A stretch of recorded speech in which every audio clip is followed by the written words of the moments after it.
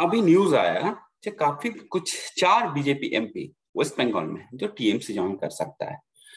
तो in this video I am trying to explain जे why is this happening.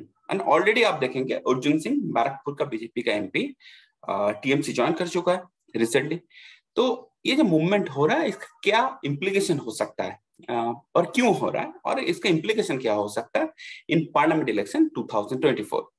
तो मैं आपको पहले ही शेयर स्क्रीन का माध्यम से दिखाना चाहता हूं कि क्यों हो सकता है।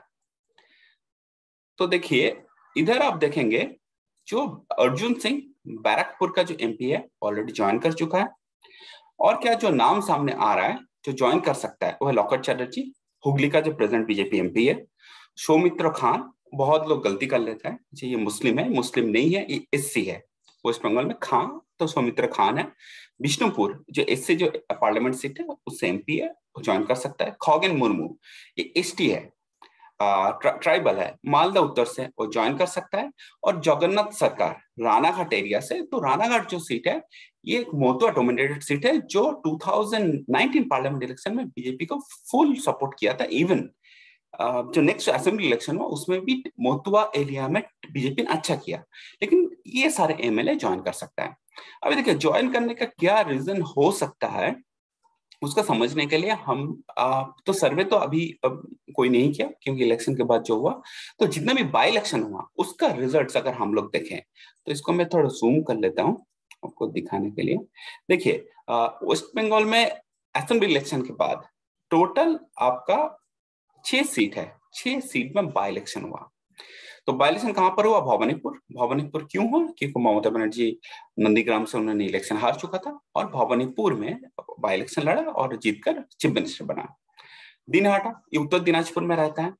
शांतिपुर, खोड़दा, गोसाबा, बालीगंज।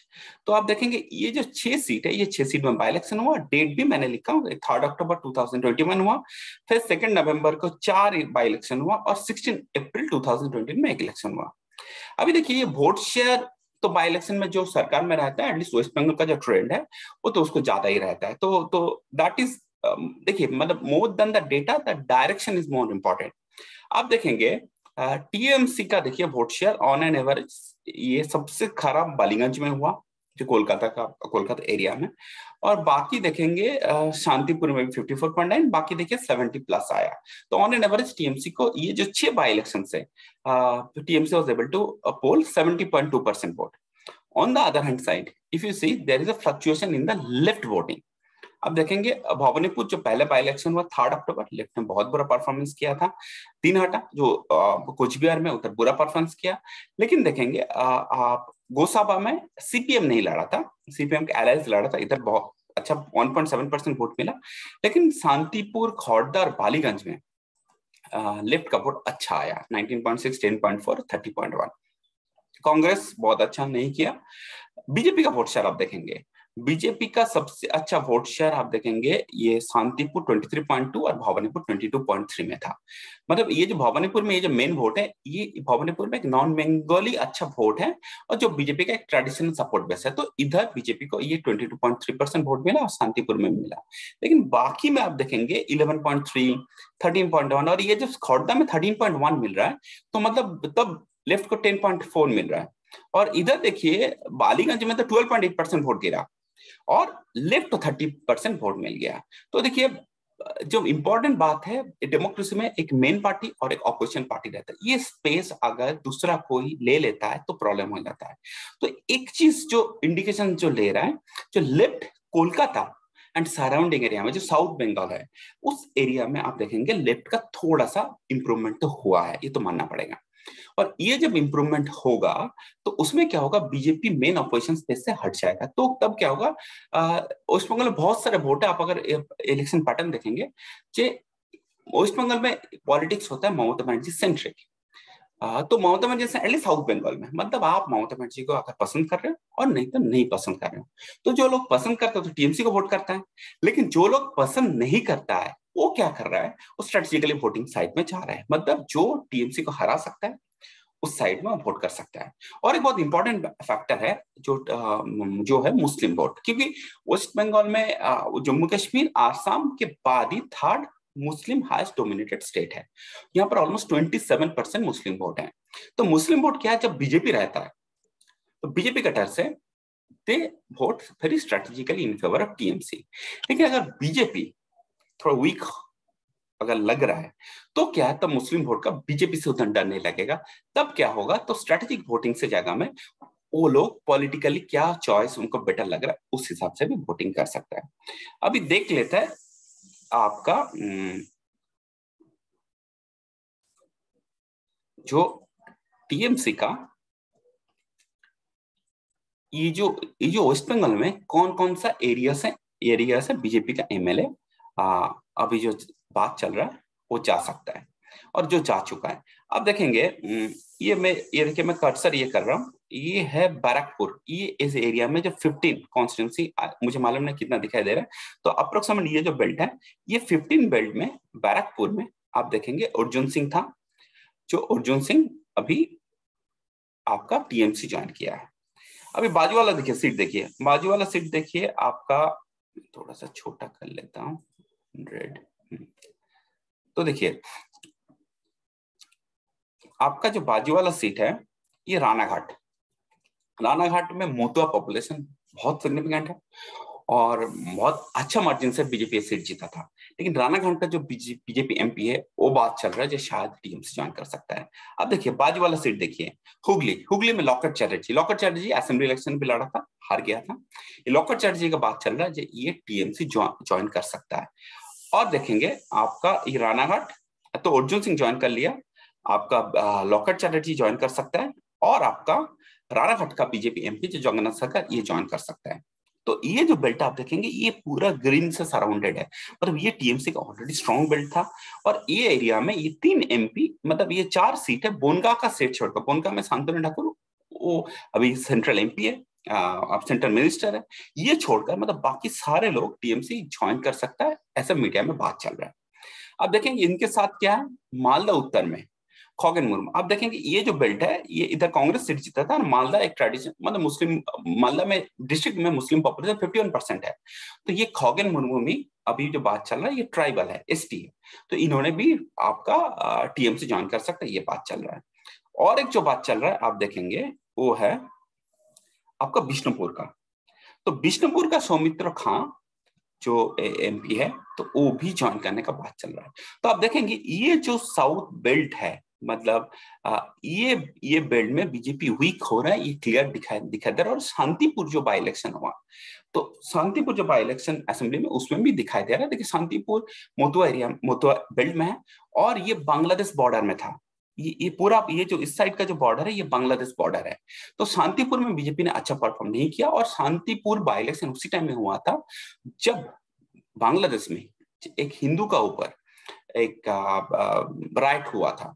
उस फेज में भी इधर बीजेपी ने बहुत अच्छा कुछ फायदा नहीं कर पाया था और लेफ्ट ने बहुत अच्छा वोट कर लिया। तो ऑपोजिशन स्पेस शायद लेफ्ट ले रहा है इस बेल्ट में, तो ये शायद इसलिए मूवमेंट हो रहा है। ये तो मुस्लिम वोट के लिए हो रहा है, इस साइड से हो रहा है। तो ओवरऑल इंप्लीकेशन अभी देखिए। और ये जो बिष्णुपुर है ये भी समझ लीजिए एक कनेक्टेड है, ये बर्धमान दुर्गापुर ये जो बेल्ट है। तो मतलब ये बेल्ट में तो टीएमसी लोकसभा इलेक्शन में अभी का जो प्रेजेंट सिचुएशन है उससे तो वोट शेयर तो बेटर करने जा रहा है। और शायद ये एक रीजन है सारे एमपी बीजेपी का उनको लग रहा है जीत नहीं सकता, टीएमसी में आ जाऊं तो टीएमसी से टिकट मिल जाए तो जीत सकता हूं, कोई इशू है। और एक क्या है, अभी जो महंगा है बेरोजगारी ये जो इशू है ये हिंदी हार्ड बेल्ट में शायद उतना इशू नहीं करता, लेकिन वेस्ट बंगाल में ये सब चीज इशू करता है। वेस्ट बंगाल में लोग ये सब लेकर बात करता है। वेस्ट बंगाल में देखिए अभी 2019 में जो हुआ ये 2014 और 2019 में जो फर्क था, एक तो आप बालाकोट। तो वेस्ट बंगाल में एज सच रिलीजियस पॉलिटिक्स, शायद रिलीजन पॉलिटिक्स बहुत ज्यादा चलता नहीं है, लेकिन नेशनलिज्म चलता है। क्योंकि देखेंगे आप जब फ्रीडम मूवमेंट हुआ था तो वेस्ट बंगाल से बहुत सारे आपने फ्रीडम फाइटर था आपका। तो फ्रीडम फाइट में तो नेशनलिज्म में अलग चीज है, लेकिन नेशनलिज्म और रिलीजन को वेस्ट बंगाल का लोग मिक्स नहीं करता है। तो जब बालाकोट हुआ था तो वेस्ट बंगाल का लोग, और तब एंटी ममता बनर्जी के अगेंस्ट भी एक फैटिक फैक्टर काम किया था, तो इसके चलते हुए लोग वेस्ट बंगाल का लोग वोट किया था। लेकिन अभी वो नेशनलिज्म फैक्टर नहीं। और साथ में और एक समझना, ये जो पूरा बेल्ट है ये बांग्लादेश बॉर्डर है। उस टाइम एनआरसी सी एक बड़ा बड़ा इशू था, जो मेनली बीजेपी का कैंपेन था, जो मुस्लिम जो लोग हैं इलीगल लीगल, आप मैं उस चीज में नहीं जा रहा हूँ, तो शायद बांग्लादेश में चला जाएगा। तो एक गांव में, एक विलेज साइड में एक था, सारे मुस्लिम चला जाएगा तो उसका लैंड मिल जाएगा, इस तरीके से कैंपेन था। तो एक एनआरसी सीए के लिए ये वाला बेल्ट में बीजेपी का अच्छा है। ये जो सीट आया आपका बोनगा, रानाघाट, हुगली, ये 3 सीट स्पेसिफिकली आपका मालदा उत्तर, आप बालूरघाट, आप देखेंगे रायगंज, ये जो कोच बिहार, ये जो सीट है इसका फैक्टर था। ये फैक्टर अभी मिसिंग है, तो इसीलिए इस एरिया में बीजेपी वीक हो सकता है। अब ये जो बॉर्डर है ये झारखंड बॉर्डर है, तो ये जो बॉर्डर है जैसा आप देखेंगे पुरुलिया सीट है, आपका बांकुड़ा सीट है, आप देखेंगे झारग्राम सीट है, आपका मेदिनीपुर सीट है, ये झारग्राम बॉर्डर है। तो झारखंड बॉर्डर है, सॉरी। तो झारखंड बॉर्डर में कैसे इलेक्शन होगा, सिचुएशन होगा, उस हिसाब से इस एरिया में इलेक्शन होगा। लेकिन एक चीज हम लोग, और एक चीज हमको समझना चाहिए, ये जो इलेक्शन हुआ था अभी, जैसे समझ रहे हुगली में लॉकेट चैटर्जी अभी not comfortable. Hooghly Chatterjee, locket Chatterjee का वोट शेयर, अब जो डिफरेंस था पार्लियामेंट इलेक्शन के हिसाब से 5% का वोट था, लेकिन इधर टीएमसी 10% वोट से आगे था, और लेफ्ट ये एरिया में थोड़ा सा लग रहा है जो लेफ्ट बेटर करने जा रहा है। तो इसके चलते हुए क्या हो रहा है आप समझ लीजिए, तो लॉकेट को लग रहा है नेक्स्ट टाइम जीतना बहुत ही मुश्किल होगा। आप देखेंगे बैरकपुर, तो बैरकपुर का अगर आप देख लेंगे, बैरकपुर में अर्जुन सिंह जस्ट आप देखेंगे 1.3 पॉइंट वोट शेयर में जीता था, जो अभी आपका ज्वाइन किया टीएमसी। आप देखेंगे इधर भी वोट शेयर का डिफरेंस ऑलमोस्ट 9%, 10% आ गया। उधर एक बंगाली और नॉन बंगाली का डिवीजन बहुत स्ट्रांग है, तो उनको लग रहा है बैरकपुर से शायद नेक्स्ट टाइम बीजेपी को जीतना मुश्किल होगा। आप देखेंगे बिष्णुपुर ये सीट है, मैं बोला सौमित्र खां, बहुत लोग मानता है कि ये शायद मुस्लिम है, लेकिन ये मुस्लिम नहीं है, तो ये है। तो अब सौमित्र खां का आप देखेंगे इधर 5% वोट से जीता था, इधर बीजेपी का लीड था 45 एंड 43.1, हल्का सा लीड था। लेकिन शायद अभी सिचुएशन टीएमसी है, महंगा, ये सारे जो इश्यूज है, एज सच कोई प्रो इशू नहीं है जो बीजेपी का फेवर में है, तो इनको भी आपको लग रहा है जो शायद ये मुश्किल हो सकता है। आपका मालदा उत्तर जो सीट है, मालदा उत्तर सीट में देखेंगे खगेन मुर्मू और टीएमसी और कांग्रेस का, देखिए कांग्रेस को अच्छा खासा वोट मिला था, तो मुस्लिम वोट एक डिवीजन हो गया था। आप देखेंगे नेक्स्ट असेंबली इलेक्शन जब हुआ था 2021 में, ये कांग्रेस का वोट शेयर 22 से 8% में आ गया, तो मुस्लिम स्ट्रेटेजिकली वोटिंग किया असेंबली इलेक्शन में, और इसका चलते हुए टीएमसी का वोट बहुत बढ़ गया। बीजेपी का वोट शेयर भी 37.8 रख नहीं पाया, उतना हिंदू कंसोलिडेशन नहीं हुआ था। मालदा डिस्ट्रिक्ट में पार्लियामेंट इलेक्शन में हिंदू कंसोलिडेशन 80% लेवल में था, लेकिन जब नेक्स्ट असेंबली इलेक्शन हुआ वो कम होकर 63-64 लेवल में आ गया था। इसीलिए जब वोट शेयर ड्रॉप हुआ तो खगेन मुर्मू को डेफिनेटली नहीं लग रहा है जो इस एरिया में बीजेपी से अभी तो जीतना बहुत मुश्किल है। और एक चीज है, टीएमसी भी ग्राउंड रिलेटेड समझ के आप देखेंगे मालदा में टोटल असेंबली सीट था डिस्ट्रिक्ट में 12, 51% आपका मुस्लिम पॉपुलेशन है, लेकिन टीएमसी ने सिर्फ 4 मुस्लिम को टिकट दिया था, बाकी को नहीं दिया।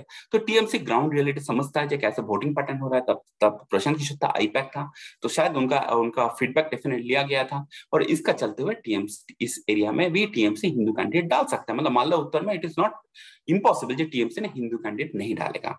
तो इसका चलते हुए आप में ओवरऑल 2020 का अगर मैं आपको फिर से वापस आ जाता हूं, तो मुझे इतना लग रहा है, देखिए ये जो वेस्ट बंगाल का आपका जो ईस्टर्न साइड है, इसमें तो बीजेपी पूरा ना जो सीट है वो सीट रख नहीं पाएगा।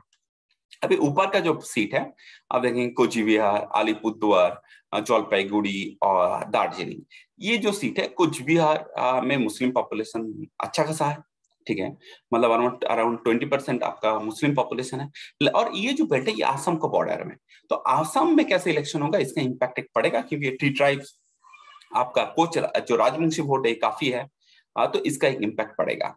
तो ये बेल्ट शायद बीजेपी और इधर दार्जिलिंग गोरखा कैसे वोट करेगा उसके ऊपर डिपेंडेंसी काफी रहेगा। तो ये बेल्ट शायद बीजेपी, इसमें अभी भी बीजेपी फाइट में है, you can rule out BJP.